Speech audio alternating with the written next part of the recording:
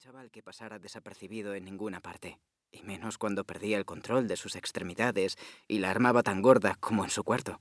Como decían sus compañeros de clase, tenía un don para tropezarse hasta con las rayas de los pasos de cebra. Abrió el grifo para dejar correr el agua, pero durante los primeros segundos solo se escuchó un ruido que poco tenía que envidiar al que producía su estómago. Un último eructo proveniente de la tubería hizo que el grifo comenzara a escupir un líquido oscuro y desagradable. El agua salía embarrada. Extrañado, Ray la dejó correr unos pocos segundos más hasta que comenzó a salir limpia. Se echó un poco en los ojos y volvió a mirarse en el espejo. Cada vez tenía más claro que ese día no debía haber empezado. Regresó a su cuarto y apretó el interruptor de la pared. Pero no sucedió nada. Insistió un par de veces más, en vano. ¿La casa entera había decidido castigarle aquella mañana? Guiado solo por la luz que se colaba desde el pasillo, sacó de su armario un pantalón y unas zapatillas. Volvió a recordar la discusión con su madre y sintió una punzada de culpabilidad que enseguida mutó en una de orgullo. No pensaba dejar que se saliera con la suya. Iba a marcharse le gustara o no. Podía imaginarla sentada en la cocina, tan tranquila, tomándose su té de frutas y leyendo alguna novela romanticona de esas que tanto le gustaban. Con suerte, ni siquiera estaría enfadada. Conociéndola como la conocía, se limitaría a ignorar todo lo que había ocurrido la noche anterior. Y por una vez, Ray deseó que fuera de esa manera.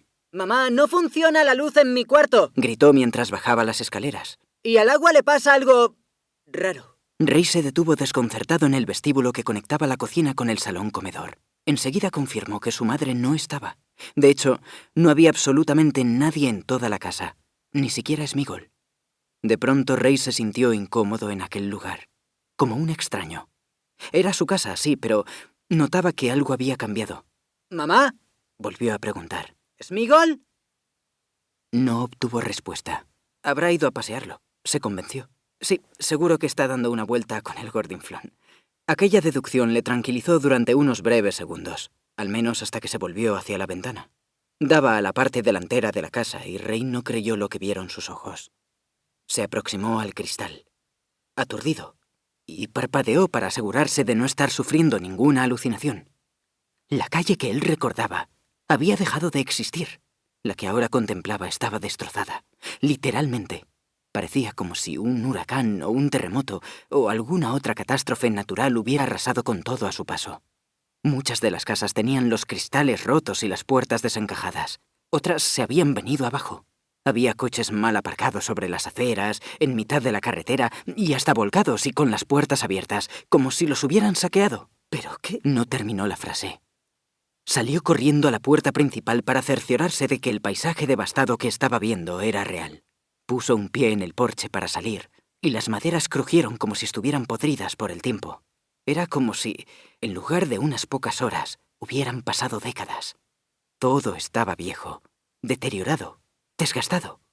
El asfalto, al que apenas había prestado atención, estaba levantado. La vegetación había atravesado el alquitrán y había colonizado gran parte de la carretera. El jardín del señor Anderson, su vecino de enfrente, tan limpio y cuidado siempre, parecía ahora una jungla devorada por las hierbas altas. La naturaleza y el silencio se habían adueñado de la calle. Y no había nadie, absolutamente nadie. Tiene que ser una pesadilla. Tengo que estar soñando. Tengo que seguir soñando, se decía a sí mismo. Prefiero los espejos a esto. Se obligó a tranquilizarse, aunque era inútil. El exterior de su casa presentaba el mismo aspecto que el del resto de las viviendas de la urbanización. Los ladrillos se veían desgastados y las enredaderas habían devorado parte de las paredes.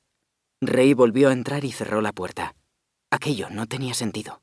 ¿Cómo podía seguir todo igual allí dentro mientras el mundo había cambiado tanto en el exterior? ¿Dónde estaban sus padres? ¿Acaso le habían abandonado mientras dormía? Un escalofrío de confusión y pánico le recorrió el espinazo. Quizá su madre se había encerrado en su cuarto de baño y por eso no lo había escuchado antes. Subió de nuevo las escaleras anhelante saltándose los escalones de dos en dos, pero cuando llegó a la habitación de sus padres, la encontró tan vacía como el resto de la casa. Se quedó en el pasillo durante unos minutos, respirando hondo y sin saber qué hacer. «Esto no puede estar pasando», susurraba para sus adentros mientras se frotaba las sienes. «Estoy soñando». «Venga, Ray, despierta». Sus palabras fueron interrumpidas por un fuerte golpe. Venía del exterior. Esperanzado, corrió de vuelta al cuarto de sus padres y se asomó a la ventana.